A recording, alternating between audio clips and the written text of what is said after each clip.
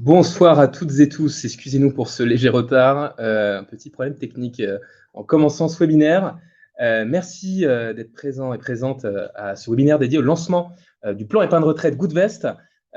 Pour celles et ceux qui ne me connaissent pas, donc moi je suis Mathieu Silva Santos, responsable de la clientèle privée chez Goodvest, et je vais avoir la chance d'animer ce webinaire avec Félix Rivière, qui est Head of Sales chez Goodvest. L'objectif est de vous présenter justement ce nouveau produit d'investissement Goodvest, ses spécificités et pouvoir également vous aiguiller, vous donner quelques conseils pour que vous puissiez éventuellement vous lancer. Comme vous le savez, comme d'habitude, une petite box est dédiée au chat et une petite box qui est également dédiée aux questions. Donc, n'hésitez pas à poser l'ensemble de vos questions directement dans la box qui est dédiée. On se fera un plaisir de pouvoir y répondre. L'idée étant de vous présenter justement ce qu'on a à vous présenter pendant une trentaine de minutes et ensuite un temps sera dédié justement à ces questions. Sans plus attendre, alors on va commencer. Je vais laisser Félix prendre la parole pour débuter, notamment sur le système de retraite justement en France, et je vais laisser Félix nous en parler. Ouais, merci Mathieu. Bonsoir à tous et à toutes. Merci beaucoup d'être disponible et présent pour ce webinaire de rentrée ce soir. Évidemment, on ne pouvait pas commencer à parler du PER sans vous parler du système des retraites en France aujourd'hui. On ne va pas être très très long sur le sujet, mais c'était pour vous parler des deux principales règles, disons, concernant à la fois la retraite par répartition, qui est quelque chose qui a été mis en place au lendemain de la Seconde Guerre mondiale, un peu comme un pacte de solidarité entre les générations et qui consiste à travers un système qui est collectif et obligatoire, à cotiser lorsqu'on est actif, mais pour financer la retraite des retraités actuels. Donc l'idée, c'est que effectivement, quand moi-même je serai retraité dans quelques années, eh bien, ce ne sont pas mes cotisations actuellement payées de salariés qui financeront cette retraite, ce seront les cotisations payées par les actifs qui seront en activité. Donc ça, c'est un élément extrêmement important. Comment fonctionne la retraite aujourd'hui en France? On ne peut pas parler de retraite par répartition sans parler effectivement du modèle. On ne va pas encore y passer trop de temps, mais l'idée, c'est qu'effectivement, il y a quand même depuis quelques années un modèle qui s'effrite un petit peu par la force des choses, notamment parce qu'effectivement, on a depuis quelques décennies une natalité qui baisse et aussi une espérance de vie qui augmente, et c'est tant mieux. Effectivement, on voit que dans les années 70, on avait à peu près 3 actifs qui cotisaient pour la retraite d'un seul retraité. On aura en 2050 plus moins d'un actif et demi, qui cotisera pour un retraité. Et donc, mécaniquement, on a un ratio actif cotisant par retraité qui diminue et qui construit au fil des années un déséquilibre dans les caisses. Le deuxième moyen de se constituer une retraite, au-delà de cette retraite par répartition, qui est le régime général, collectif, obligatoire, c'est une retraite par capitalisation. On en entend de plus en plus parler, Mathieu, depuis déjà quelques années, notamment depuis toutes les réformes qui ont pu être mises en place depuis quelques décennies. Effectivement, l'idée de la retraite par capitalisation, qui est très répandue dans les pays anglo-saxons déjà, elle permet en fait de se constituer une épargne pour préparer son futur, donc sa future retraite. Donc là, l'idée, c'est de le faire de manière complètement individuelle, plus souvent, ou alors on peut le faire de manière collective aussi quand on a des fonds communs de placement, par exemple, on cotise de manière collective ou à travers des dispositifs d'épargne de retraite collectifs, comme ça peut exister au sein des entreprises, par exemple. Et l'idée, c'est de faire grandir son épargne pour se préparer un complément de revenus au moment de la retraite. Donc, voilà, c'est sur cette base-là, évidemment, qu'a été construite et pensé les dispositifs d'épargne retraite qui existent, et notamment le PER, le plan d'épargne retraite individuel, qui existe depuis la loi Pacte, et ça me fait une bonne transition pour vous parler de la genèse de ce plan d'épargne retraite, puisque effectivement le plan d'épargne retraite version actuelle existe en fait depuis 2019. Avant 2019, Certains d'entre vous connaissaient peut-être les anciens dispositifs d'épargne retraite. Pour les salariés, on avait tout ce qui s'appelait des PERP. Pour les indépendants, il existait des contrats qu'on appelait des contrats Madelin. Pour les fonctionnaires, des prêts de fonds ou des COREM. Il existait tout un tas de dispositifs d'épargne retraite un peu différents qui ont été finalement agrégés au sein d'un seul et même plan d'épargne retraite compartiment individuel, voilà, rendre les choses un peu plus harmonisées et simples à comprendre pour les épargnants de manière générale. La loi Pacte, en termes de différence majeure avec les précédents dispositifs d'épargne retraite, elle a vraiment redoré le blason de l'épargne retraite en France, notamment parce que au départ, l'épargne retraite est évidemment un produit qui est d'épargne très peu accessible, mais sur lequel vous étiez par ailleurs obligé souvent de sortir au moment de la retraite sous forme de rente viagère. Donc vous ne pouviez pas utiliser le capital que vous aviez constitué au fil des ans de la manière dont vous le souhaitiez, ce qui était un petit peu compliqué à accepter pour un certain nombre d'épargnants. Et une des avancées majeures de cette loi Pacte, ça a été effectivement de rendre possible les sorties en capital sur les nouveaux plans d'épargne retraite. Et ça, c'est évidemment un avantage extrêmement important. On y reviendra un petit peu plus tard. Et donc voilà, je vous ai déjà beaucoup parlé de la loi Pacte, j'y reviens pas, mais les objectifs principaux, c'était évidemment de renforcer l'attractivité de l'épargne de long terme, notamment pour les épargnants qui désiraient effectivement préparer par exemple leur retraite. Il y a quelques montants, avec Mathieu, on a trouvé intéressant de les remettre ici, qui sont importants à avoir en tête. Évidemment, quand on parle d'orienter davantage l'épargne vers le financement des entreprises, il faut savoir c'est quoi les montants d'épargne. Les montants d'épargne, en France, pour les Français de manière globale, c'est 6 000 milliards de patrimoine financier, d'argent placé sur des comptes courants, des livrets, des contrats d'assurance vie, etc., des plans d'épargne retraite. Le montant de l'épargne des Français investis en assurance vie, c'est une grosse partie, quasiment les 2/3, 1 900 milliards d'euros. Et en épargne retraite, c'est 300 milliards. Alors, c'est important, mais effectivement, l'idée de cette loi, c'est d'augmenter aussi ces proportions d'épargne retraite année après année. Transition pour vous, cher Mathieu, pour nous parler effectivement plus en détail du fonctionnement du PER. Effectivement, merci Félix. Félix l'a très bien rappelé, plusieurs enveloppes, plusieurs dispositifs d'épargne à l'époque. Maintenant, une seule et même enveloppe d'épargne retraite, avec le même objectif, constituer finalement un capital, un complément de revenu en vue de la retraite, avec un projet qui est bien défini, épargner pour la retraite. Une fiscalité qui est légèrement différente et qui est potentiellement avantageuse à l'entrée, puisque une des particularités, grandes particularités du PER est de pouvoir déduire tout ou partie des versements qui ont été réalisés de ces revenus imposables, de facto permettant une économie d'impôt. En contrepartie, effectivement, qui dit économie d'impôt, dit contrepartie nécessaire, la contrepartie étant un blocage de l'épargne, justement, jusqu'à la retraite. Donc, une disponibilité qui est limitée, sauf quelques cas, mais qui sont strictement énumérés par la loi. On note notamment, par exemple, les accidents de la vie, fin des droits au chômage, décès, invalidité du conjoint ou du partenaire de Pacs, et la grande nouveauté du plan épargne retraite par rapport à ces anciens dispositifs, PERP, Madelin, article 83, etc. C'est notamment la possibilité de sortir de manière anticipée pour achat de la résidence principale. Alors, on pourra vous donner bien sûr quelques conseils avec Félix par rapport à ça, mais voilà, il faut savoir que c'est une possibilité aujourd'hui. Plusieurs enveloppes d'épargne avec des noms totalement différents. Aujourd'hui, une seule et même enveloppe avec des compartiments différents. Un compartiment individuel qui est alimenté justement par ces versements volontaires, les versements que vous allez réaliser de votre propre initiative. Un compartiment collectif que certains doivent connaître ici sur ce webinaire, c'est notamment l'ancien PERCO, qui s'appelle maintenant le PERECO, un plan d'épargne retraite collectif, qui peut notamment souvent être alimenté dans certaines entreprises via le versement de l'intéressement ou de la participation, lorsque vous êtes intéressé au chiffre d'affaires ou vous participez à la performance de la société. Et enfin, le dernier compartiment, le compartiment obligatoire, c'est l'ancien article 83, moins connu, beaucoup plus méconnu effectivement par les épargnants, étant donné qu'il concerne uniquement certaines catégories de salariés. Il est mis en place dans certaines sociétés, c'est notamment certaines sociétés qui va viser des cadres ou des ouvriers, mais il faut savoir que ce PERO est toujours d'actualité et qu'il est alimenté soit par les versements obligatoires d'une société ou alors de l'employé qui est directement défalqué justement de ses revenus.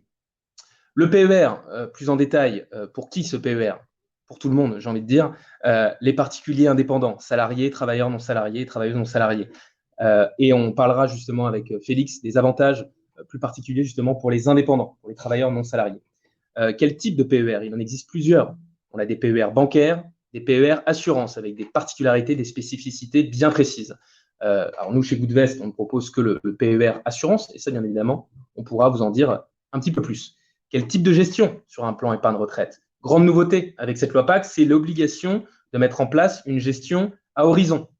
Cette gestion à horizon, elle va permettre une sécurisation des plus-values au fur et à mesure que vous vous approchez du départ en retraite. Très important, lorsqu'on a un horizon si lointain et un projet si lointain, c'est important justement de se poser la question de la fin de ce projet. Ça maintenant, c'est obligatoire. Le transfert, oui, totalement. Et la grande nouveauté également, c'est que le PER est un produit facilement transférable. On pourra en parler après, parce que j'ai déjà vu une question par rapport au transfert du PERCOL, et ça, on pourra vous donner justement quelques informations.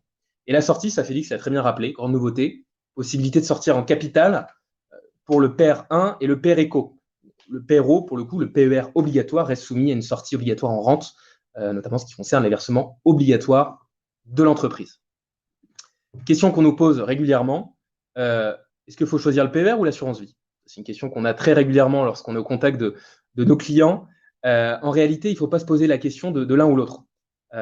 Les deux sont totalement complémentaires.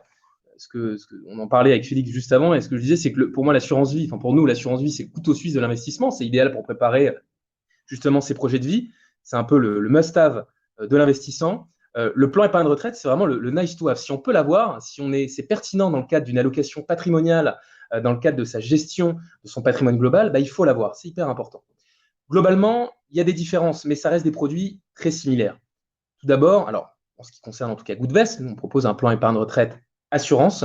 Le socle du plan épargne retraite assurance, c'est tout simplement une assurance vie, avec la fiscalité associée qui est similaire, et avec notamment la même fiscalité en termes de succession, en termes de transmission du patrimoine. Donc, lorsque vous ouvrez typiquement un plan épargne retraite, vous allez désigner un bénéficiaire, vous allez remplir une clause bénéficiaire, comme l'assurance vie. Ça veut dire que si vous arrive quelque chose, le plan épargne retraite ne rentre pas dans l'actif successoral et dispose de son cadre juridique et fiscal totalement à part entière. Néanmoins, des différences. La liquidité, on vous l'a dit, le plan épargne retraite, il est bloqué jusqu'à la retraite, sauf cas de sortie anticipée. Donc, lorsque vous versez sur un plan épargne retraite, c'est de l'argent que vous allez mobiliser jusqu'à votre retraite, à la différence de l'assurance vie. Une fiscalité, ce qu'on aime dire, c'est que l'assurance vie n'octroie pas forcément d'avantages fiscaux à l'entrée, mais des avantages fiscaux à la sortie, avec des abattements notamment au bout de 8 ans, et une fiscalité plus douce. Le plan épargne retraite, c'est l'inverse. En réalité, il vous octroie des avantages fiscaux à l'entrée. On reviendra bien évidemment sur ces avantages fiscaux. Des avantages fiscaux à l'entrée, mais pas forcément à la sortie. Donc, vous voyez déjà, rien que sur ça, on est déjà sur des enveloppes totalement complémentaires. Sur la gestion, identique, avec cette petite spécificité sur le plan épargne retraite, qui est l'obligation d'avoir une gestion adaptée à l'horizon retraite, la fameuse gestion à horizon. Sur les frais et les performances, on n'a pas de différence. Donc, en conclusion, l'assurance vie est une enveloppe généraliste. Je le redis, c'est le couteau suisse de l'investissement. Il convient à tout le monde. Le plan épargne retraite, c'est vraiment une enveloppe dédiée à la préparation de sa retraite. Il va notamment convenir à des personnes qui vont être plus ou moins imposées justement durant leur vie active. Il ne va pas forcément convenir à des personnes qui ne sont pas imposées, par exemple, qui sont imposées à un taux de 0%. Pas forcément ce qui va être adapté. Donc, en ce sens, on a déjà des différences quand même assez importantes entre le PER et l'assurance vie. Générer des économies d'impôts. On vous en a parlé. Un des avantages majeurs du PER est de profiter justement de la possibilité de déduire tout ou partie de ses versements de ses revenus imposables. Donc, profiter d'une déduction d'impôt. Et attention, là, on sera intransigeant sur le terme employé. Quand on parle de déduction d'impôt, on ne parle pas de réduction d'impôt ni de crédit d'impôt. Déduction d'impôt, ça veut dire que les versements que vous allez réaliser, vous allez pouvoir les défalquer de vos revenus imposables. On va vous prendre des exemples concrets, mais si vous déclarez 50 000 euros de revenus imposables et que vous versez 5 000 euros sur un PER, les revenus imposables passent de 50 000 à 45 000, tout simplement. Donc, ce n'est pas une réduction d'impôt ni un crédit d'impôt. Alors, il y a des plafonds, bien sûr, qui est différent parce qu'on ne peut pas déduire la totalité de ces versements, de ces revenus imposables. En tout cas, les versements réalisés sur le PER, il y a un plafond. Comme toute niche fiscale, on a un plafond. Le plafond, il est très simple. retenez ce chiffre, 10% de vos revenus imposables, dans la limite de 35 194 euros. C'est le montant qui est le plus facile à retenir. En réalité, il y a un autre chiffre à prendre en compte, c'est qu'on prend le montant le plus important entre 10% de vos revenus imposables et 10% de ce qu'on appelle le plafond annuel de la sécurité sociale. C'est un montant qui est déterminé par l'État. Il est peu ou prou aujourd'hui égal à 4 113, 4 114 euros de mémoire. Donc, si vos 10% de revenus imposables sont inférieurs à ce montant, on prendra ce montant et vice-versa. Ce qu'il faut retenir, c'est qu'on est plafonné à 35 194 euros, donc vous ne pourrez pas déduire plus de 35 194 euros de vos revenus imposables. Donc, on a déjà pas mal de marge. Attention pour les TNS, pour les travailleurs non salariés, petite nouveauté, petit point supplémentaire, c'est que en plus de pouvoir déduire 10% de vos revenus imposables, vous pouvez ajouter ce qu'on appelle une fraction de votre bénéfice professionnel. On va pas rentrer forcément dans le détail, ça bien évidemment, on pourra en discuter avec des conseils Goodvest, mais ce qu'il faut retenir, c'est que le plafond peut être plus important, tout simplement. Et attention, quand on parle d'économie d'impôt, on ne parle pas de défiscalisation. C'est hyper important. Ce que vous déduisez à l'entrée sur votre plan épargne retraite, vous allez le réintégrer à vos revenus imposables à la sortie. Ça veut dire que vous allez finalement être réimposé sur le capital versé. Pas de cadeau à proprement parler qui est fait par l'administration fiscale. Il faut plus se voir comme une avance finalement sur trésorerie permettant de réduire votre effort réel d'épargne global en vue justement d'investir cette somme pour votre retraite. Ça, c'est très important. Maintenant, on sait tous qu'à la retraite, et ça Félix l'a très bien rappelé, c'est qu'on va subir une perte de revenus. Potentiellement, vous serez réimposé à un taux inférieur à celui auquel vous avez déduit. C'est là où ça peut être assez intéressant. Rentrons dans le vif du sujet, le Perrin Goodvest. Vous connaissez notre philosophie d'investissement, on vous a remis quelques chiffres. Bien évidemment, vous savez qu'aujourd'hui, la finance n'est toujours pas verte. L'épargne, aujourd'hui, a un impact. Quelques chiffres qui sont assez intéressants. Et surtout, il y a très peu de transparence aujourd'hui sur ce qui est fait avec notre argent. Un chiffre qui est tiré d'une étude d'Epsor qui est sortie il n'y a pas longtemps, c'est que dans 87% des fonds labellisés ISR, donc vous savez, ce label permettant de qualifier la durabilité d'un fonds, 87% des fonds investissent dans au moins une entreprise en lien avec les énergies fossiles. Toujours très important de rappeler que ces énergies fossiles ne sont pas compatibles avec les objectifs internationaux et notamment l'objectif qui nous guide aujourd'hui, l'accord de Paris. Donc, les institutions financières ne sont pas au niveau, les labels ne sont pas suffisamment exigeants et ne sont pas gages d'exemplarité. Un chiffre qu'on donne très régulièrement chez Goodvest, et vous le savez, c'est qu'aujourd'hui, bien évidemment, un chiffre à prendre avec des pincettes, on estime, au vu des investissements qui sont faits par les banques ou les gestionnaires d'actifs dans les industries polluantes, on estime aujourd'hui que l'empreinte carbone moyenne de l'épargne, pour 25 000 euros, équivaut, et j'insiste bien sur le équivaut, à 11 tonnes de CO2 équivalent par an. Ce qui est équivalent à 12 allers-retours, à 12 allées Paris-New York, excusez-nous pour la coquille. Très important, attention, chiffre à prendre avec les pincettes, bien évidemment, à ne pas ajouter à votre consommation personnelle. C'est vraiment un indicateur aujourd'hui de l'impact sur l'environnement de notre épargne.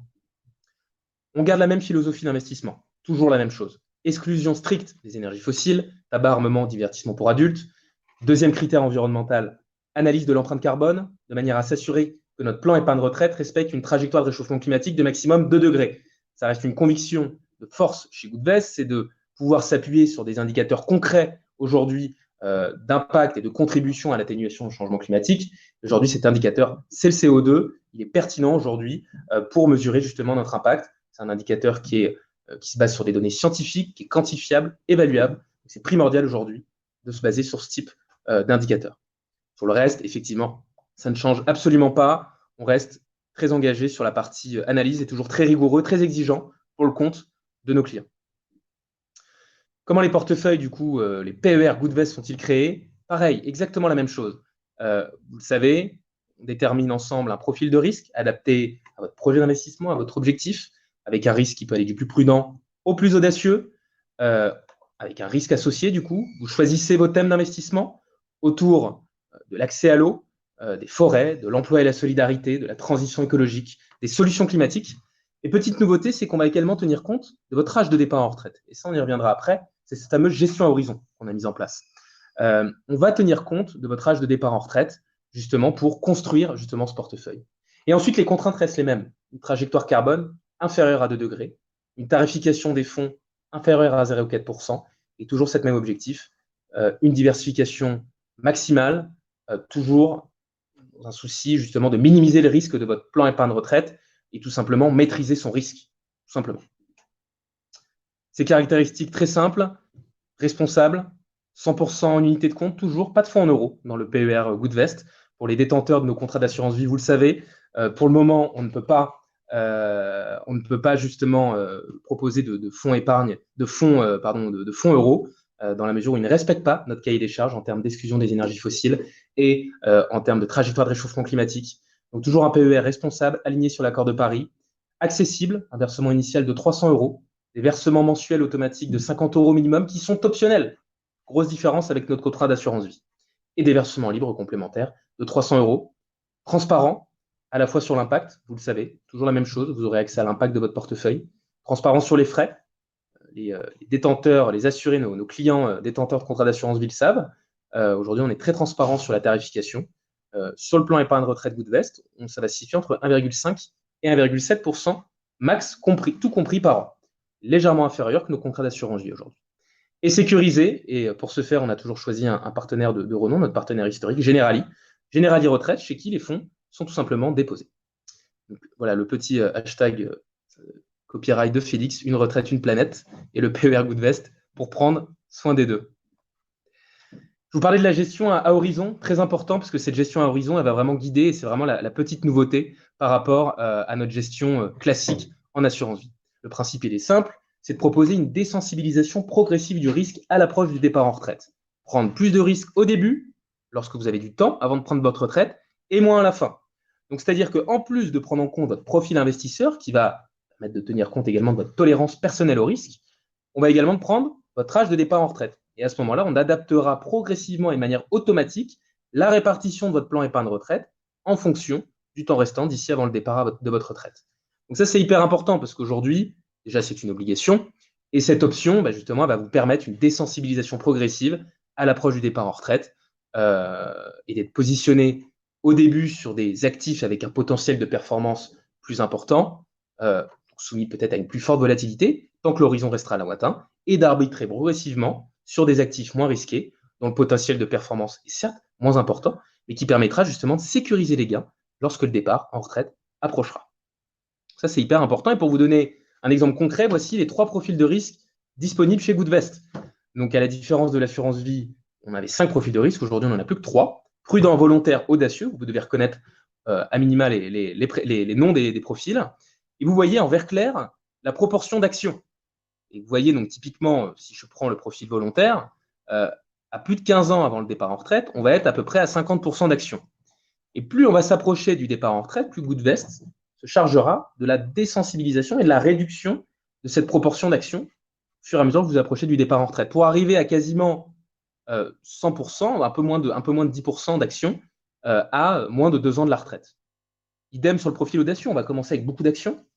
C'est un profil risqué, on va commencer avec plus de 80% d'actions, quasiment 90%. Et à moins de 2 ans de la retraite, on finira plutôt avec entre 35 et 40% d'actions. Donc, vous voyez comment on peut justement, ces graphiques illustrent finalement cette désensibilisation progressive dans le cadre de notre gestion à horizon. Et on reste toujours une épargne compétitive. Vous le savez, la transparence, c'est une de nos valeurs. Donc, toujours pas de frais d'entrée, pas de frais de sortie, pas de frais performance. Petit plus, dans le cadre de la souscription de plan épargne retraite, parfois vous pouvez avoir des frais d'adhésion acquis à l'association qui a ouvert le contrat. Des associations d'épargne retraite sont des frais qui peuvent osciller entre 10 et 20 euros. Parfois, ce sont des frais annuels. Chez Goodvest, vous n'en avez pas, parce que chez Generali, qui prend en charge l'ensemble de ces frais, donc ça, c'est une valeur ajoutée. Les PER, donc les frais Goodvest, les frais totaux de l'investissement qui se répartissent en 3 postes, à la fois Goodvest pour la gestion pilotée, 0,9% par an, Generali pour la gestion administrative du contrat, 0,4% par an, et enfin les frais des fonds, toujours entre 0,2 et 0,4, ce qui nous permet de vous proposer à la fois une gestion pilotée à horizon alignée sur l'accord de Paris pour une tarification comprise entre 1,5 et 1,7%, tout compris. Donc on reste dans cet objectif de vous proposer une tarification compétitive pour votre épargne retraite. Je vais passer la main à Félix maintenant, j'ai beaucoup parlé, qui va nous donner quelques conseils précieux justement pour que vous puissiez vous lancer peut-être dans ce projet d'investissement. Merci Mathieu, et c'était nécessaire de beaucoup parler parce que vous l'avez compris aussi, le PER, c'est une enveloppe qui n'est pas si simple que ça à appréhender. C'est pour ça qu'on a donné un petit contexte avec le régime de retraite en France, avec la loi Pacte. Mais il y a eu beaucoup de changements depuis 2019 avec ce nouveau dispositif d'épargne retraite qui est venu remplacer d'anciens dispositifs. Donc, voilà, c'était important pour nous de vous redonner les grandes caractéristiques et du PER en général et évidemment de ce qu'on avait construit chez Goodvest pour vous proposer le premier contrat PER du marché totalement aligné Accord de Paris. Et donc, effectivement, en termes de conseils, c'est important, on doit terminer par ça parce que, évidemment, le PER, il faut l'utiliser avec, souvent on dit avec parcimonie ou même presque avec intelligence. C'est-à-dire qu'il ne faut pas verser trop d'argent sur son PER. C'est très important, notamment parce qu'il faut faire attention à optimiser ses plafonds de versement. Vous l'avez compris, c'est une des clés, la fiscalité dans le cadre du PER, et on utilise le PER pour générer une économie d'impôt. Pour rappel, qui n'est pas une vraie défiscalisation, qui est bien une économie d'impôt, qui est un élément, un avantage très important. Et donc voilà, pour générer cette économie d'impôt, il faut donc verser sur son PER, et ces versements constituent donc une déduction de son revenu imposable. Cela dit, ces versements, on l'a dit, ils sont plafonnés. Alors d'abord, comment on les connaît? Mathieu l'a dit tout à l'heure, 10% peu ou prou de vos revenus annuels peuvent être versés sur un PER. C'est pour ça que tout à l'heure, Mathieu a donné un exemple chiffré très concret. Admettons, vos revenus imposables annuels sont de 50 000 euros. Ça veut dire que le Trésor public vous autorise à verser 5 000 euros sur un PER tout en bénéficiant d'une déduction de votre revenu imposable.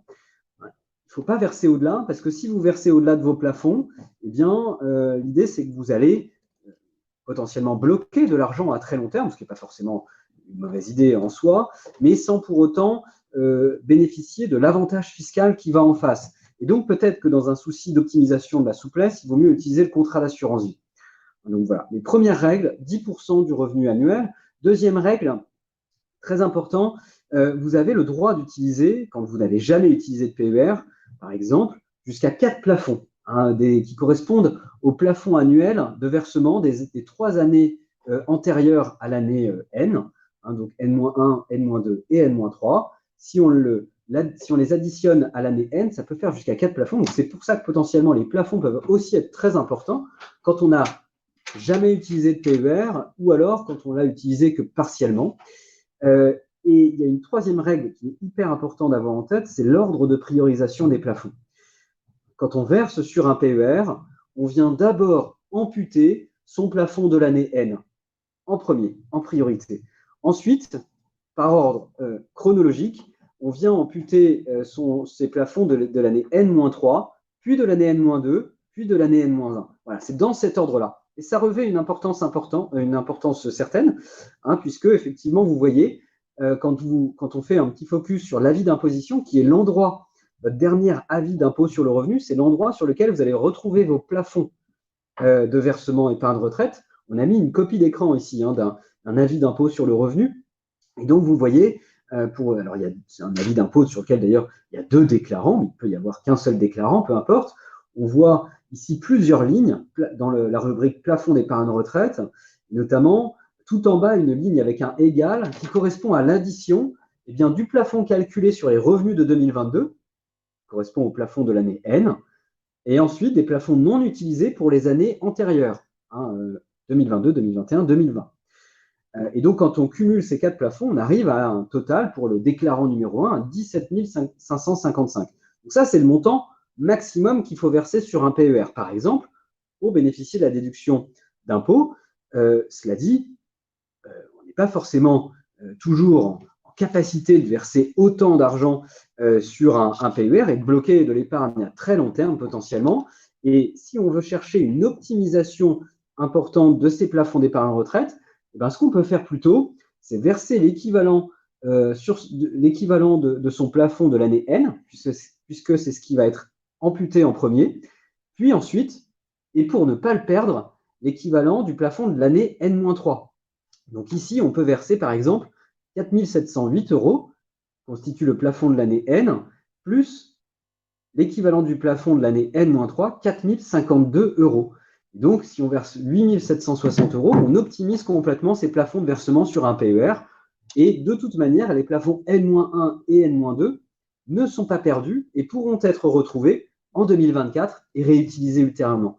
Donc, on voit qu'on peut trouver comme ça des pistes pour alors sans forcément utiliser à plein régime le plan d'épargne retraite, parce que ce n'est pas forcément très simple d'aller jusqu'à ce type de plafond, au moins optimiser au maximum ces plafonds et sur plusieurs années, comme ça, lisser des sommes un peu plus importantes et bénéficier de l'économie d'impôt. Et justement, cette économie d'impôt, ce qui est intéressant de savoir, au-delà des plafonds que vous pouvez verser, des plafonds de versement que vous pouvez réaliser, eh bien, c'est comment on calcule cette économie d'impôt.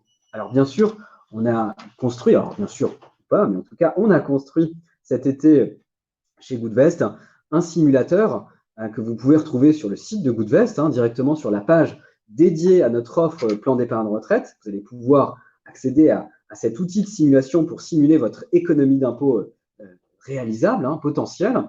Mais si on reprend toujours cet exemple d'une personne qui aurait des revenus imposables de l'ordre de 50 000 euros pour prendre un chiffre rond, cette personne a un taux marginal d'imposition qui est de 30%, par exemple, si, admettons, c'est une personne seule avec une seule part dans son foyer fiscal. Dans ce cas-là, il peut, admettons, verser 5 000 euros sur un PER. Ça veut dire que l'année prochaine, certes, il aura gagné 50 000 euros, mais il se retrouvera plus qu'avec 45 000 euros qui seront imposables. Et donc, l'économie d'impôt est, entre guillemets, facile à calculer. Il suffit de multiplier son taux marginal d'impôt, 30%, par le montant qu'il verse sur son PER, 5 000 euros. Donc, il génère, vous voyez, 30% fois 5 000 euros, 1 500 euros d'économie d'impôt, ce qui est une économie d'impôt potentiellement non négligeable pour cette situation-là. Et alors, évidemment, on a mis l'effort réel d'épargne, mais ça, c'est intéressant aussi de se dire, OK, moi, je verse effectivement 5 000 euros sur mon PER, mais j'ai le Trésor public qui me sponsorise, entre guillemets, avec cette économie d'impôt que je génère, 1 500 euros, et donc ce qui fait que j'ai un effort réel d'épargne de 3 500 euros sur mon PER.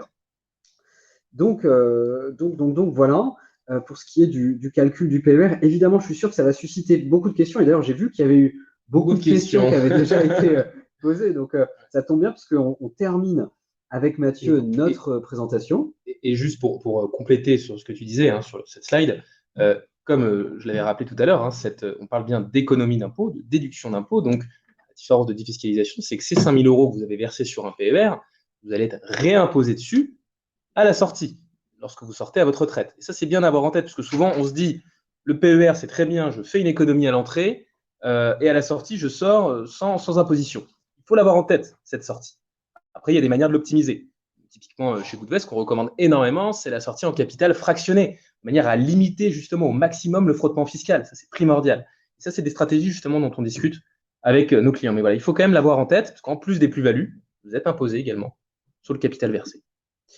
On va passer aux questions, je pense. Il y a beaucoup de questions. On va passer aux questions. Et effectivement, il y en a beaucoup. Alors, on va probablement les prendre dans l'ordre. Ouais. Mais effectivement, on a je crois, Anaïs, qui nous demandait, malgré la loi Pacte, il n'est pas possible de faire un transfert entre un PERCOL, un PER donc collectif, et un PER individuel, un Goodvest. Quand est-ce que ce sera disponible? Oui, l'objectif pour nous, Anaïs, c'est de rendre ça disponible.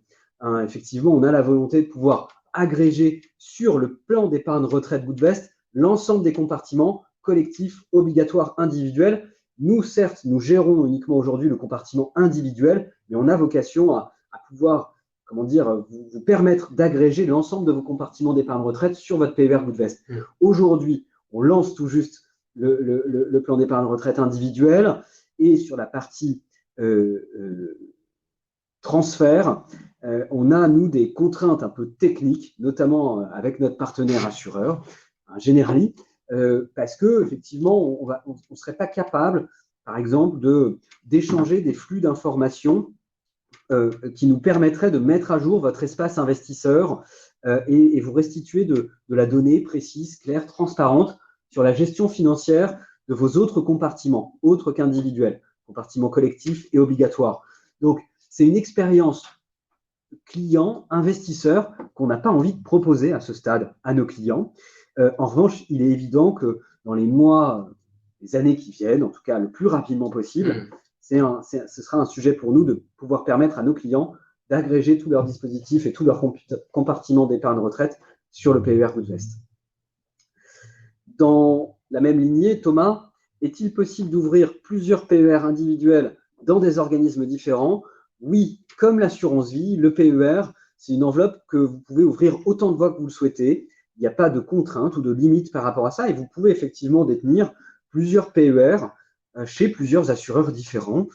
Ça peut d'ailleurs être opportun de le faire dans une logique de diversification, pourquoi pas, mais c'est tout à fait envisageable. Contrairement au PEA, par exemple, vous n'êtes pas contraint de détenir qu'une seule enveloppe de ce type. En revanche, plusieurs PER possibles, mais un seul plafond, toujours. Ah oui, On bien vu, ne Mathieu. peut pas démultiplier les plafonds. Donc Thomas, on aura toujours accès, vous aurez toujours, par exemple, si vous avez 50 000 euros de revenus imposables, toujours 5 000 euros de plafond. Donc sur ça, voilà, il n'y aura pas de choses d'optimisation en plus possible. Mais c'est tout à fait possible d'avoir plusieurs PER, ça, il n'y a aucun problème. Paola, quand vous dites jusqu'à la retraite, est-ce que c'est l'âge de la retraite obligatoire ou si on part avant la retraite, on peut en bénéficier? Alors, non, c'est effectivement, on peut débloquer son plan d'épargne retraite à partir du moment où on atteint l'âge légal de départ à la retraite et ou à partir du moment où on débloque ses droits de bénéficier de la retraite. Donc, pour autant, effectivement, dans certaines situations, on peut se dire, j'ai mis en place un certain nombre d'outils, notamment de capitalisation, qui m'ont permis de me constituer une épargne pour partir de manière anticipée à la retraite. Oui, mais non, ce n'est pas parce qu'on part à 50, 55 ou 60 ans qu'on peut débloquer son plan d'épargne retraite. Dès lors pas, à cet âge-là, on n'a pas atteint l'âge de départ légal à la retraite, hein, bien sûr. Donc non, ce n'est pas possible. Peut-être qu'on peut continuer. Je lis la réponse la question de Marie. Avec l'évolution de l'âge de la retraite, comment être sûr que l'âge auquel nous pourrons, on ne peut pas être sûr, effectivement. De la même manière qu'on ne peut pas prévoir l'évolution fiscale d'une enveloppe d'investissement, d'un contrat d'assurance vie, d'un plan d'épargne retraite, d'un plan d'épargne en action, on ne peut pas non plus prévoir les évolutions législatives qui concernent l'âge de départ à la retraite. C'est une inconnue. Il faut composer avec. Malgré tout, ce qu'on sait déjà aujourd'hui, c'est que le PER, c'est un outil hyper optimal pour générer une économie d'impôt capitalisée à long terme et faire fructifier son épargne à très long terme. Donc effectivement, pour l'âge de départ à la retraite, avec Mathieu, on est bien incapable de vous dire quoi que ce soit sur le sujet. Pauline Cibot qui nous pose la question. Alors, une question, alors je préfère anticiper, Pauline, bien évidemment, la question vaut le coup d'être posée. Cette question, elle se base sur le système. Pauline nous dit ce nouveau système se base avant tout de même sur le système capitalisme boursier. Je me questionne, voire m'inquiète sur sa pérennité au vu du contexte du réchauffement climatique. Qu'en pensez-vous? Est-ce que ma question vaut le coup d'être posée? Donc, la réponse est oui. Toutes les questions, bien évidemment, valent le coup d'être posées. Et je vous rassure, c'est pas une question. C'est une question qu'on a régulièrement et c'est tout à fait normal. Au regard aujourd'hui du contexte, c'est normal de se poser ce type de questions.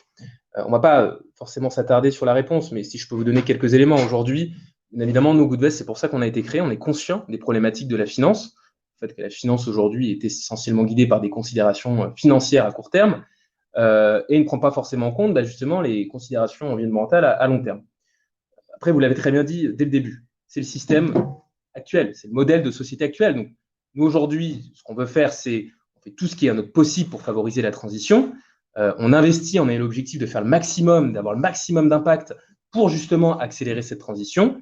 Donc, on utilise justement cet argent pour aller plus vite, plus fort, parce qu'on considère qu'il est utile, cet argent, pour favoriser la transition. L'argent, c'est un petit peu le nerf de la guerre, forcément. Si vous regardez les différents scénarios justement internationaux, il faut augmenter les dépenses. Et le GIEC, d'ailleurs, pas si longtemps l'a rappelé, il faut accroître la finance climatique et il faut rediriger à la fois les flux privés et publics vers la lutte contre le changement climatique et vers justement la transition.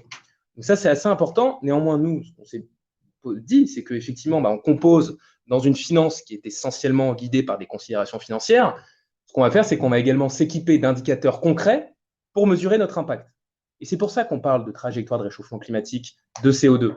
Le CO2, c'est l'indicateur le plus concret aujourd'hui pour mesurer notre impact. C'est un indicateur, je l'ai encore rappelé, mais c'est un terme que j'aime beaucoup, mais il est scientifiquement quantifiable et évaluable.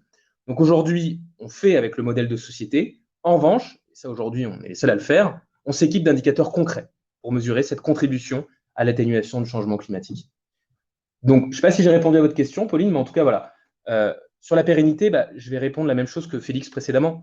Il y a une inconnue également dans cette histoire.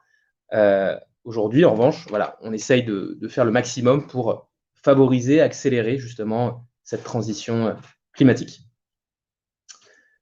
Je continue si tu veux. Avec plaisir, Mathieu, sur la question de Léon, Ouais, tu peux peut-être y répondre. exactement. Concernant l'abattement fiscal de l'assurance vie de 4 600 €. Est-ce que ça veut dire que dès 8 ans, on obtient un abattement de 36 800 €? Alors, attention, effectivement. Déjà, l'abattement, il est disponible au bout de 8 ans. Ça ne veut pas dire que vous le cumulez pendant 8 ans. Au bout de 8 ans, on commence, c'est le point de départ pour que vous puissiez bénéficier de cet abattement. Et surtout, cet abattement fiscal, il est annuel. Si vous n'en avez pas profité une année, il est perdu, entre guillemets, mais il se renouvelle d'une année à une autre. Donc, ça ne veut pas dire qu'on peut le cumuler, cet abattement de 4 600 €. C'est 4 600 € par an, et il n'y a pas de report possible de cet abattement. Après, ce qu'il faut dire, c'est que c'est 4 600 € pour une personne seule, qui peut être multipliée. Quand on est deux dans un foyer fiscal, qu'on est marié ou pacsé, on a cet abattement qui peut valoir donc 9 200 € et pas 4 600. Mais effectivement, il n'est pas cumulable. Il n'est pas cumulable, effectivement. Bruno, donc, qui nous pose la question concernant l'assurance vie et le PRB, ce qui est distingue en termes de support financier et de rentabilité. En termes de support financier, pas grand-chose. En réalité, on va retrouver les mêmes supports. Vous connaissez justement cette difficulté qu'on a à identifier justement des supports d'investissement qui respectent notre cahier des charges. Donc, on va avoir exactement les mêmes thématiques d'investissement. 7, pour rappel, on en a supprimé une il n'y a pas si longtemps, je pense que vous êtes au courant, on a supprimé la thématique technologie qui ne respectait plus notre cahier des charges. Suite à une actualisation des données. Néanmoins, on va retrouver exactement les mêmes thèmes. Accès à l'eau, transition écologique, emploi et solidarité, pays émergents, santé, forêt, solutions climatiques. Et en termes de rentabilité, ça sera différent. Après, comme tout investissement, on ne peut pas prévoir la rentabilité de cet investissement. Nous, on a une gestion des risques sur chacun des profils. Potentiellement, sur un profil audacieux à plus de 15 ans de la retraite, il y aura un rendement supérieur qu'à un profil audacieux à 5 ans de la retraite, ce qui est normal. Il y a une relation incontestable dans le monde de la finance, c'est la relation rendement-risque. Donc en termes de rentabilité, il n'y aura pas forcément trop de différence, juste à avoir en tête que plus vous êtes loin de la retraite, plus justement cette notion de performance et de rentabilité rentre en jeu dans la mesure où la performance d'un investissement, elle s'apprécie sur le long terme. C'est ça qu'il faut avoir en tête. Absolument, et rappelez-vous Bruno, le temps est vraiment votre meilleur allié dans le monde de l'investissement. On ne le dit jamais assez. On ne le dit jamais assez. Le plus vous avez de temps, effectivement, le plus vous pouvez vous permettre de vous exposer à ces actifs plus risqués, plus dynamiques, mais qui vont aussi être le moteur, effectivement, très certainement, de votre performance à long terme. Donc voilà, composer effectivement avec le temps, c'est très important. Léon, deuxième question de Léon ce soir. Quelle est l'empreinte carbone moyenne de l'épargne Goodvest, Mathieu? Alors, sur 2023, on n'a pas encore, fait un rapport d'impact tous les ans. On avait fait un en 2022. On n'a pas encore édité celui de 2023 parce que l'année n'est pas encore terminée. Néanmoins, nécessairement, celui-ci va évoluer dans le bon sens, bien évidemment. Pour vous donner un ordre d'idée, alors l'année dernière, en 2022, on n'avait pas forcément le même nombre d'actifs, on n'avait pas le même nombre de clients. On gérait un peu moins entre 15 et 20 millions d'euros en fin 2022. Aujourd'hui, on est à 40 millions d'euros gérés, donc on a doublé en moins d'un an. Les métriques qu'il fallait avoir en tête, c'est que, alors déjà, nous, quand on parle d'empreinte carbone moyenne, on parle de tonnes de CO2 équivalent par million d'euros investis. Il faut savoir qu'à fin 2022, de mémoire, on était entre 125 et 130 tonnes de CO2 par million d'euros investis, ce qui était un chiffre très valorisant dans la mesure où nos émissions de tonnes de CO2 étaient près de 50% inférieures à celles d'un investissement traditionnel. Donc bien évidemment, de par notre activité, de toute façon, on émet des gaz à effet de serre, c'est inévitable. On n'est pas une solution neutre en carbone, parce que de toute façon, ça n'existe pas. Néanmoins, notre objectif, c'est justement de limiter cette empreinte carbone. Donc on était ça. Un chiffre qui est également intéressant, c'est les tonnes de CO2 évitées de par nos investissements. À fin 2022, on était à 8300 tonnes de CO2 équivalent évité. À aujourd'hui, on est à plus de 16 000 tonnes de CO2 équivalent émité. Donc, en moins d'un an, on a doublé notre score finalement, notre impact par rapport à fin 2022, quand la solution Goodvest avait un peu moins d'un an et demi. En moyenne, ce qui fait à peu près 4 tonnes de CO2 évité par personne, en moyenne. Voilà un petit peu ce qu'on peut retrouver. Bien évidemment, on rééditera un rapport d'impact en fin d'année, mais globalement, notre objectif, c'est de maintenir justement ce score de 125-130 tonnes de CO2 équivalent. Et de toute façon, ce sont des choses sur lesquelles on est audité. Il faut savoir que Goodvest est une entreprise à mission, c'est partie de nos objectifs, et on a un organisme tiers indépendant qui vient vérifier la réalisation de ces objectifs. Ça, c'est inévitable. Ce qui est sûr, c'est que par rapport à un portefeuille traditionnel qui n'adapte pas, qui n'applique pas aujourd'hui notre cahier des charges et notre méthodologie de sélection, là, bien évidemment, on arrive à obtenir une empreinte carbone bien inférieure. Je pense que Mathieu, tu as été très complet là sur la réponse pour Léon. Merci beaucoup. Ouais. On a Montse qui nous demande quel pourcentage de son salaire est-ce qu'on considère qu'il faudrait placer sur un PER ou un autre dispositif d'épargne à 30 ans, donc à l'âge de 30 ans, je pense. Waouh, ça c'est une question auquel il n'y a pas de réponse toute faite. Ouais. Hein, bien sûr. Alors, un épargnant, je me lance quand même dans une tentative de réponse, mais un épargnant en moyenne en France, il épargne entre 15 et 20% de son revenu. Bon, voilà, ça c'est une moyenne. Évidemment, beaucoup de personnes ne peuvent pas épargner, etc. Mais toutes celles qui peuvent épargner épargnent entre 15 et 20%. On peut se dire, mais ça dépend des revenus et des charges des uns et des autres, qu'il est possible d'aller au-delà de 25 ou de 30% de taux d'épargne. C'est tout à fait possible. Beaucoup d'épargnants y arrivent d'ailleurs. Cela dit, quel pourcentage exact, ça dépend effectivement de sa gestion de sa trésorerie déjà, et surtout, spécifiquement sur les PER, pour rappel, je l'ai dit tout à l'heure, les versements mensuels, oui, il faut en réaliser. C'est toujours un bon réflexe et du bon conseil pour nous de vous dire versez progressivement, puisque pour rappel, ça vous permet de lisser votre investissement dans la durée, de multiplier les points d'entrée sur les marchés et donc de réduire votre exposition à un risque de perte en capital, à ce qu'on appelle la volatilité sur les marchés financiers, la capacité de votre épargne à varier dans la durée. Bon, une fois qu'on s'est dit ça, combien il faut mettre tous les mois? Déjà, peut-être le maximum, c'est le maximum du plafond annuel. Par exemple, votre plafond annuel, je vous dis n'importe quoi, c'est 5 000 € de versement sur un PER. N'allez pas me verser 700 € par mois sur un PER, parce que vous allez sensiblement dépasser le montant de votre plafond annuel. Donc voilà, tout ça, c'est des choses. Par ailleurs, je vous donne quelques pistes de réflexion, mais prenez rendez-vous avec un conseiller Goodvest.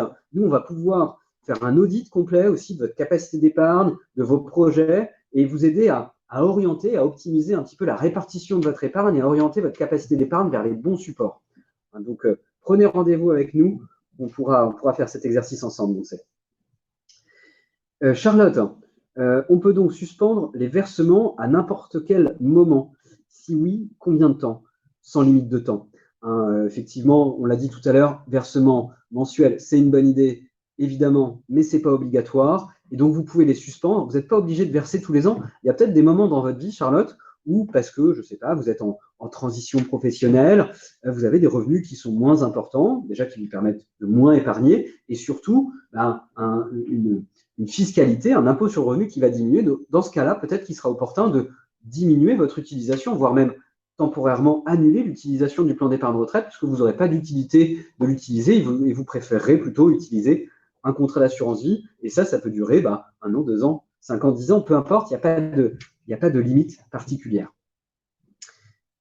On va peut-être accélérer un petit peu sur les questions, puisqu'il nous en reste beaucoup, de ce que je vois. Oui, mais elles arrivent, arrivent au fur et à mesure. Mais on va continuer, en tout cas.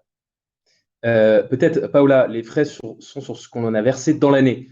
Ils sont sur le capital, effectivement, qui a été versé, augmenté des plus ou moins values. Donc, on va tenir compte de la valorisation de votre contrat, votre plan d'épargne retraite, à l'instant T. Ce sont des frais, le taux est annuel, mais ce sont des frais qui sont prélevés de manière trimestrielle. Ngiro, il est possible d'ouvrir un PER en étant à la retraite. Quelles sont vos recommandations? Il n'est pas possible, de mémoire, Félix. Théoriquement, il est possible. C'est-à-dire que, légalement parlant, rien ne contraint un retraité d'ouvrir un plan d'épargne retraite. Cela dit, nous, Generali, nous contraint commercialement. Leur politique commerciale fait que, Generali n'accepte pas les ouvertures de nouveaux PER pour les personnes retraitées. Et cela dit, ça se comprend un petit peu, cette politique commerciale, notamment parce que l'idée, c'est que les déductions d'impôts, elles se font par ailleurs uniquement sur vos revenus issus d'une activité professionnelle. Hein. Et donc, quand on est retraité, ces revenus qu'on a liés à sa retraite ne sont pas issus d'une activité professionnelle. Donc, on ne peut pas bénéficier de la déduction sur ces revenus-là. Donc, oui, théoriquement, c'est possible d'ouvrir un plan d'épargne retraite quand on est retraité. L'intérêt se discute véritablement. Il faut être soit polypensionné, soit avoir gardé une activité professionnelle, peut-être de travailleur non salarié à côté de sa retraite ou de salarié, même par ailleurs. Bon, en tout cas, c'est pas si évident que ça. Voilà. Chaque situation se regarde. C'est ça, mais et pour le coup, à la retraite, ce qui fait beaucoup plus l'affaire, c'est le contrat d'assurance vie. Oui. Ça reste totalement pertinent et moins de blocage vis-à-vis des assureurs ou autres. C'est ce qui est le plus recommandé, j'ai envie de dire, lorsqu'on est à la retraite, c'est si on n'a pas d'assurance vie, d'en ouvrir une. Si on a déjà une assurance vie, de continuer à épargner en fonction de ses capacités d'épargne mensuelles, annuelles, etc. Marine, si nous avons déjà un PER en entreprise, donc probablement un PER collectif, PER-Éco, pardon, pourquoi plutôt ouvrir un deuxième PER chez vous, Mathieu? Plusieurs éléments possibles de réponse. Plusieurs éléments. Premier, j'ai envie de parler de ma partie, mais sur la partie impact également. Sur la gestion, effectivement, ça vous le savez, chez Goodbest, c'est une gestion engagée pour l'environnement. L'ensemble de nos portefeuilles sont alignés sur l'accord de Paris, exclut les secteurs les plus néfastes. Donc, j'ai envie de dire, ça, c'est déjà un critère essentiel et une transparence également qu'on va vous apporter sur l'impact aujourd'hui de votre plan épargne retraite en termes d'empreinte carbone, d'émissions de CO2 économisées, de manière plus générale, de contribution de votre plan épargne retraite à l'atténuation du changement climatique. Ensuite, le deuxième, qui touche plus à la nature même du PER, c'est deux compartiments différents. Le PER-COL et le PER-1 est totalement différent en fait en termes de compartiment. Le PER-COL, il est alimenté par votre intéressement, votre participation. Le PER-1, il est alimenté par vos versements volontaires. Et par l'alimentation grâce à ces versements volontaires, il vous permet une réduction d'impôt.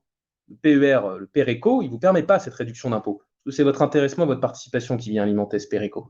Sur votre PER-1, vous versez à votre initiative. Le fait de verser à votre initiative, ça vous permet finalement cette économie d'impôt dont on a parlé. Notamment. Merci beaucoup. Marine Tranchant, bonjour. Est-ce intéressant financièrement d'ouvrir un PER si on n'est pas en capacité d'atteindre le plafond maximum de l'année N? Dans l'exemple, les 4 000 € sur l'année. Bien sûr que c'est quand même intéressant potentiellement d'utiliser le PER, même si on ne peut pas atteindre le plafond. Le plafond, c'est le maximum. L'idée, c'est juste de ne pas verser plus. Mais en revanche, même si vous versez moins, oui, c'est un intérêt. Je vous dis n'importe quoi, Marine. Admettons que votre tranche marginale d'impôt, ce soit 30%. Votre taux marginal d'impôt, ce soit 30%. Même si vous versez, ne serait-ce que, je mets des guillemets, bien sûr, 1 500 € et pas 4 000 €. Et 1 500 € multiplié par votre taux marginal d'impôt à 30%, ça veut dire que vous générez 500 € d'économie d'impôt. Donc, oui, bien sûr que c'est utile d'utiliser le PER, quand bien même on n'a pas la possibilité immédiate d'utiliser l'entièreté du plafond de l'année N, et encore plus peut-être des plafonds des années antérieures. Hein, voilà, ça, vous pourrez le faire dans la durée peut-être, mais en tout cas, quoi qu'il arrive, cet outil, il est opportun à utiliser, même si vous ne pouvez pas aller jusqu'au plafond, clairement. J'ai juste vu une question là, dans le chat, Fiora, qui nous demandait la réduction d'impôt peut-elle aller jusqu'à un remboursement par les impôts? Ah, intéressant. Intéressant, et la réponse est non. Parce que c'est une déduction. Parce que c'est une déduction d'impôt, et c'est donc il ne faut pas confondre déduction d'impôt avec réduction d'impôt et crédit d'impôt. Voilà, c'est les trois grands modes, ou en tout cas, processus qui permettent de générer des économies d'impôt. Et aujourd'hui, le processus qui permet de recevoir un chèque directement du Trésor public, c'est celui du crédit d'impôt. Hein, donc, typiquement, quand on fait un don à une association, c'est un crédit d'impôt. Voilà. En revanche, quand on fait un versement sur un PER, c'est une déduction d'impôt. Voilà. Donc, c'est des fonctionnements différents, mais la déduction ne permet pas d'atteindre un niveau d'économie d'impôt qui ferait que le Trésor public vous enverrait un chèque par ailleurs, ou vous rembourserez par exemple de l'impôt. Cela dit, le plan d'épargne retraite, il est quand même très intéressant. Alors là, pour les foyers qui sont les plus fiscalisés, il ne rentre pas dans l'intégration du plafond des niches fiscales. Hein, vous savez, les niches fiscales, toutes ces réductions et ces crédits d'impôt qui existent, eh bien, sont plafonnés.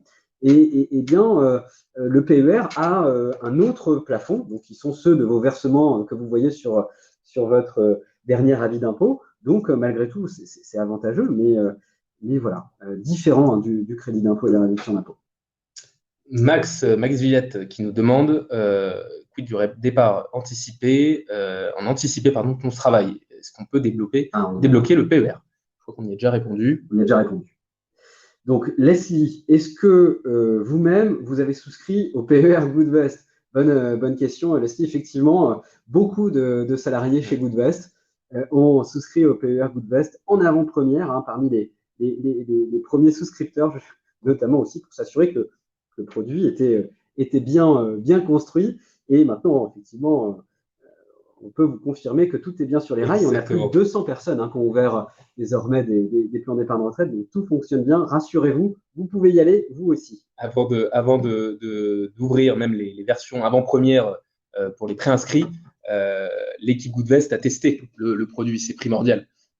Notamment l'équipe pour s'assurer du bon fonctionnement du produit avant de l'ouvrir à nos bêta-testeurs préinscrits. Laetitia qui nous demande si on a des gestionnaires de patrimoine engagés à recommander. Laetitia, bien évidemment, on a des gestionnaires de patrimoine. On pourra en parler ensemble en rendez-vous. Bien évidemment, je pourrais vous envoyer quelques noms de gestionnaires de patrimoine. Contactez-nous, Laetitia, avec plaisir. On pourra en parler. Lisa, pouvez-vous nous envoyer le replay du webinaire? Bien sûr. Il sera disponible. Bien sûr, bien sûr. Adrien, bonsoir et merci pour ce webinaire intéressant. J'ai une question concernant les profils. Goodvest propose-t-il de changer le profil investisseur au cours du contrat?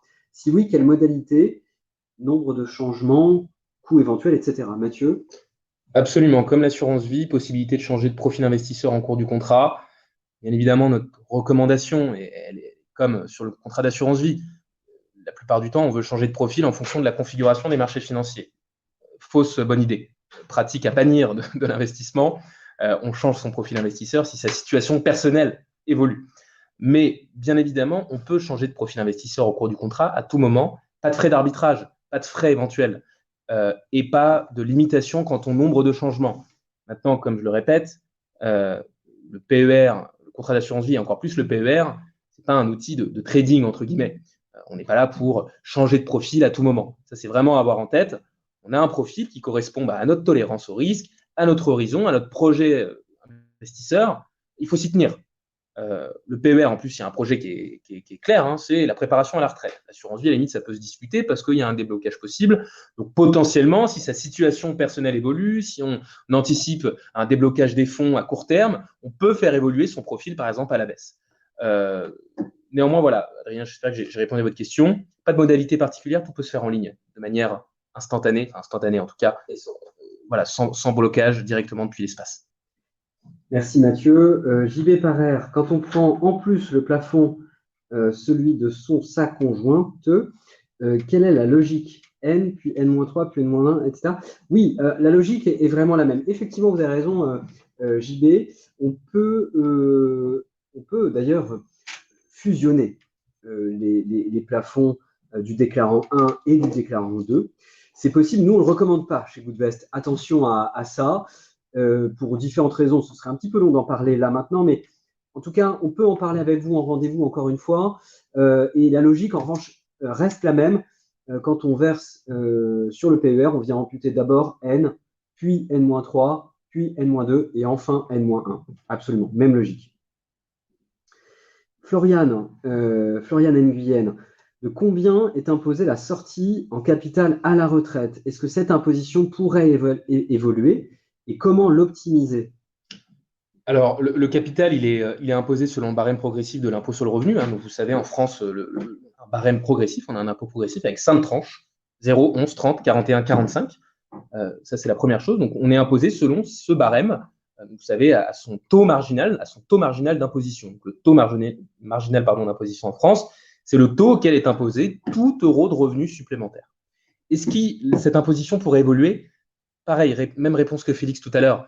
Il y a une part d'inconnu et d'ailleurs, le barème progressif de l'impôt sur le revenu a déjà évolué. Il n'y a pas plus tard qu'il y a 3 ans, 4 ans de mémoire, on a descendu une tranche. La tranche à 11% avant n'existait pas, c'était une tranche à 14% de mémoire. Donc on était à 0, 14, 30, 41, 45, et il y a 4 ans, la tranche à 14 a été abaissée à 11. Donc oui, Florian, elle pourrait évoluer. Comment l'optimiser? On l'a dit finalement, limiter le frottement fiscal en sortant de manière fractionnée, en sortant par fraction, par petits bouts. Ça vous permettra d'éviter, parce que vous imaginez, si vous avez accumulé 100, 200 000 euros sur un plan épargne retraite tout au long de votre vie, parce que vous avez épargné pendant 30, 40 ans, vous avez 100, 200 000 euros sur un plan épargne retraite, vous sortez tout d'un coup, vous imaginez l'impact fiscal conséquent. Donc l'idée, c'est justement de déterminer quelle est la somme que vous devez sortir tous les mois, tous les trimestres, tous les semestres, tous les ans, de manière à limiter et à rester dans une tranche marginale d'imposition acceptable et adaptée. Voilà. Lorenzo, je vous prie de m'excuser, mais vos conseils sur l'optimisation des fonds de versement ne sont pas entièrement clairs. Pourriez-vous revenir, s'il vous plaît, dessus un instant? Peut-être que c'était sur les plafonds de N+3, N+2. Lorenzo, mea culpa, c'est moi qui vous expliquais ça. Donc, désolé si ce n'était pas assez clair. On peut remettre la slide sur le sujet. Effectivement, l'idée, c'est qu'on peut prendre un exemple concret. Vous voyez, par exemple, ici, quand on regarde le focus sur l'avis d'imposition, on voit le plafond maximum des cotisations de N, N-3, N-2 et N-1 qui équivaut, par exemple, pour le déclarant 1 à 17 555 euros. Admettons que ce déclarant 1 veuille verser 10 000 euros sur son plan d'épargne retraite. Ça veut dire que ces 10 000 euros, ils vont d'abord imputer le plafond calculé sur le revenu 2022 à hauteur de 4 708 euros. Puis tout ce qui dépasse de ce plafond va être amputé sur le plafond de l'année N-3, donc 4 052. Et enfin, donc ça fait 8 760 euros de tête à peu près. Et donc, pour arriver à 10 000 euros, les 1000 et quelques euros qui restent, 1100 et quelques euros qui restent, vont être imputés sur le plafond de l'année N-2, donc le plafond qui équivaut à 4 114 euros ici. Et donc, voilà, c'est dans cet ordre-là que les plafonds sont imputés. Et donc, Et donc, ce qui fait que l'année prochaine, quand on va avoir un nouveau plafond de l'année N, on aura un nouveau plafond pour l'année N. Celui de N-3 n'existera plus et on retrouvera une partie du N-2 qui deviendra alors N-3, etc. Bon, c'est un peu compliqué, mais on peut y passer beaucoup de temps. L'idée, c'est qu'on peut passer encore plus de temps avec vous au téléphone lors d'un rendez-vous pour vous expliquer ça. Ce sera rudement plus efficace. Concrètement, si on n'utilise pas le plafond de l'année N-3, il est perdu. C'est ce qu'il faut retenir. D'où cette idée d'optimiser justement les plafonds de déduction. Exactement. Thomas, y a-t-il une grosse différence en bilan carbone entre les profils différents d'investissement? Oui, c'est le cas, Thomas. Les profils les plus prudents ont une meilleure trajectoire de réchauffement climatique et un meilleur bilan carbone. Ça touche à la prépondérance d'obligations vertes dans les profils les plus prudents, dont le financement va directement être fléché vers un projet à impact positif sur l'environnement et qui, de facto, ont un impact carbone en tout cas un impact beaucoup plus limité sur l'environnement et un meilleur impact carbone. Adrien, le choix de déduire les versements de ces impôts sur le revenu est-il pertinent pour quelqu'un qui n'est pas imposé? Ne vaut-il pas mieux opter pour une défiscalisation à la sortie? Le choix est-il fixe pour toute la durée du contrat ou modifiable? Alors Adrien, là, pour quelqu'un qui n'est pas soumis à impôt sur le revenu, nous, notre recommandation, c'est d'utiliser le contrat d'assurance vie. Exactement. Voilà. N'utilisez pas le plan d'épargne retraite dans cette situation-là. Utilisez plutôt votre contrat d'assurance vie qui va avoir l'avantage de faire fructifier vraiment de la même manière votre épargne, potentiellement à long terme aussi, sans aucune difficulté, tout en gardant quand même beaucoup plus de souplesse pour votre épargne qui sera plus disponible en partie ou en totalité, sans blocage. Donc, vraiment, le plan d'épargne retraite, c'est ce que disait Mathieu tout à l'heure, c'est un nice to have. C'est bien potentiellement de l'avoir si notre situation fiscale, notamment, le rend utile. Et donc voilà, l'idée, c'est que quand on n'est pas fiscalisé, il vaut mieux utiliser l'assurance vie beaucoup plus massivement plutôt que le PER, véritablement. Frédéric, quand le PER sera disponible en pratique? Depuis lundi. Donc, vous pouvez souscrire directement depuis le site Goodvest à un plan épargne retraite Goodvest. LP, bien évidemment, il y aura un replay de la conférence exactement. Max, mon TMI de 11% n'évoluera probablement pas à la retraite. Question Le PER intéressante. reste intéressant par rapport à une assurance vie. Question intéressante, Max. Vous avez raison parce que vous pouvez vous dire, moi, je vais prendre une économie d'impôt à 11% à l'entrée et quand je sortirai de mon PER, je restituerai cette économie d'impôt à également une tranche de 11%. Donc, le levier n'est pas forcément très important. Cela dit, là où le levier est extrêmement important, c'est que ces 11% d'économie d'impôt que vous allez générer à l'entrée, peut-être que cette économie d'impôt, certes, elle peut venir, par exemple, accentuer votre capacité à dépenser de l'argent, à mieux vivre, etc. Mais vous pouvez aussi vous dire que vous pouvez la sanctuariser. Je dis n'importe quoi, vous versez 1000 euros sur un PER, vous générez 110 euros d'économie d'impôt. Ces 110 euros d'économie d'impôt, si vous les sanctuarisez par exemple sur une autre enveloppe comme le contrat d'assurance vie, c'est pour ça qu'on disait que tout à l'heure que c'est très complémentaire, année après année, vous allez placer 110 euros, etc. Et vous allez par ailleurs faire fructifier cette économie d'impôt que vous générez. Donc, c'est une avance sur trésorerie que vous fait le Trésor public, que vous pouvez en plus faire fructifier. Vous pouvez bénéficier des intérêts composés dans la durée. Donc oui, ça constitue un avantage extrêmement important, quand bien même votre tranche marginale d'impôt reste la même au moment où vous entrez et à la sortie du PER. Mathieu, peut-être à des éléments complémentaires? Non, effectivement, c'est intéressant et surtout après, les tranches marginales d'imposition, elles sont larges. 11%, le revenu imposable à 11%, c'est entre 10 000 et 28 000 euros, 27 28 000 euros. Oui. À voir où vous vous situez dans cette tranche. Parce que potentiellement, au moment de la retraite, vous ne serez même plus imposé. Potentiellement. Donc la déduction à 11%, elle ne sera même pas réintégrée potentiellement à la retraite. C'est pour ça, Max, il y a pas mal de choses à identifier. Et c'est pour ça que le PER, il tient compte de votre situation personnelle. En réalité, on parle de TMI, mais peu importe la TMI, il faut regarder un petit peu plus en profondeur. Il faut voir justement ce qu'il y a derrière pour optimiser au maximum. Stéphanie, en quoi le PER est-il plus intéressant pour les TNS, si j'ai bien compris? Vous avez bien compris, Stéphanie. Mathieu, on revient sur ça. Je remets la slide, un des plafonds, et je te laisse expliquer. Grosso modo, ce qu'il faut avoir en tête, c'est que dans le cadre d'une activité salariée, votre plafond, vous ne pouvez pas déduire plus de 35 194 euros de versement de vos revenus imposables dans le cadre d'une activité salariée. Ça, c'est le maximum. Peu importe que vous gagnez 400, 600, 1 million d'euros de revenus à l'année, votre déduction maximum, c'est 35 194 euros. Pour un TNS, on va dire, c'est également 35 194 euros, ça c'est le régime de droit commun. Néanmoins, de par votre activité non salariée, on vous fait bénéficier, en tout cas le Trésor public, l'administration fiscale, vous fait bénéficier d'un plafond supplémentaire. Donc, c'est-à-dire que vous n'êtes pas limité qu'à 35 194 euros, vous êtes également limité à 15% sur la fraction du bénéfice professionnel qui va être comprise entre une fois et 8 fois le plafond annuel de la sécurité sociale. Je peux comprendre que ce soit du charabia. Ce qu'il faut avoir en tête, c'est qu'il y a effectivement une fraction de votre bénéfice professionnel, 15%, qui peut être ajoutée à ces 35 194 euros. Donc, ce qui fait que le total déductible, vous le voyez au-dessus. Alors, attendez, parce que j'ai un petit problème d'écran. Il est de 35 194 euros plus 46 191 euros.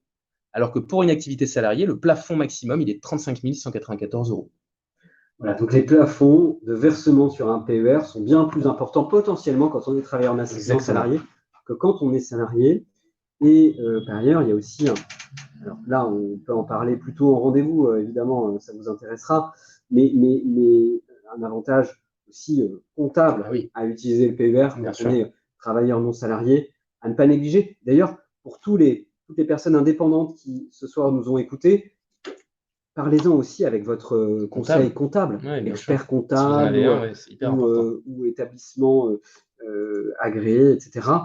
C'est souvent aussi des interlocuteurs qui pourront vous guider en termes de conseils sur ces sujets d'épargne retraite.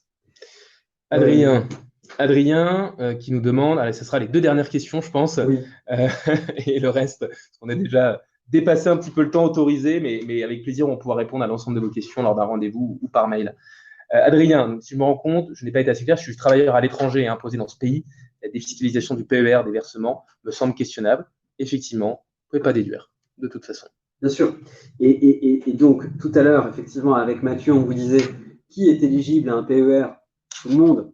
a un petit peu fait le raccourci pour dire, voilà, il ne faut pas non plus trop se limiter. Mais cela dit, on a déjà répondu à Anne tout à l'heure qui est retraitée, hein, que ce soit pour les retraités ou pour les résidents fiscaux à l'étranger, les non-résidents fiscaux français, le PER n'est pas permis d'ailleurs chez Generali et n'est pas utile en réalité. Mais Adrien, Joseph vient l'indiquer dans le chat, regardez l'assurance vie. On n'a pas attendu la sortie du plan épargne retraite pour utiliser l'assurance vie comme outil de préparation à la retraite. C'est ce qu'il faut avoir en tête. Absolument. C'est pour ça qu'on revient toujours à la complémentarité de ces deux enveloppes, assurance vie et PER.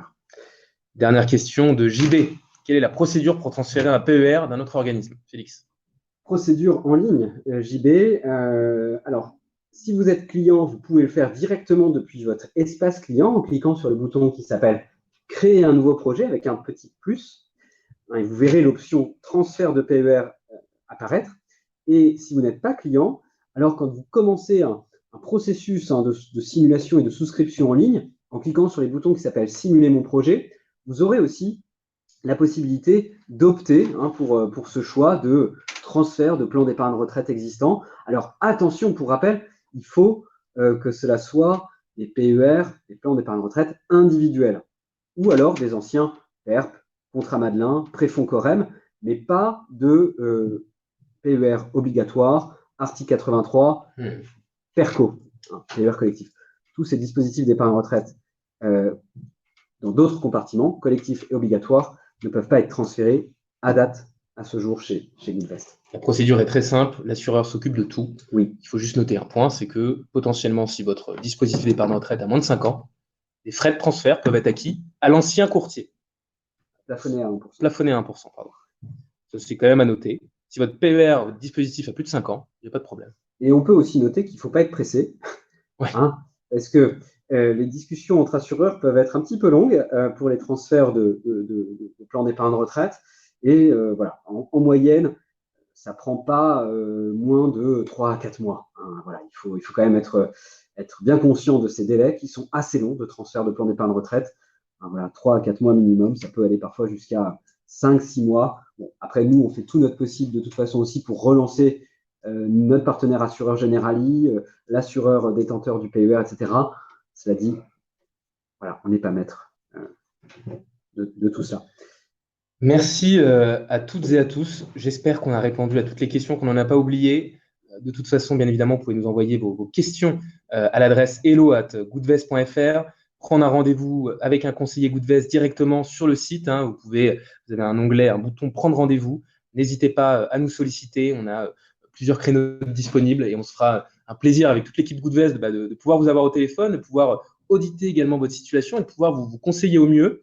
Un petit point important qu'on n'a pas mentionné, Félix, c'est une petite offre promotionnelle pour ce webinaire. Oui. On vous a créé un code dédié aux participants de ce webinaire qui s'appelle donc webinaire-PER, qui vous permet de bénéficier justement de 3 mois de frais de gestion offerts, à la fois sur les frais Goodvest et Generali, qui peut vous permettre un petit coup de pouce si vous souhaitez vous lancer justement dans ce projet d'épargne retraite.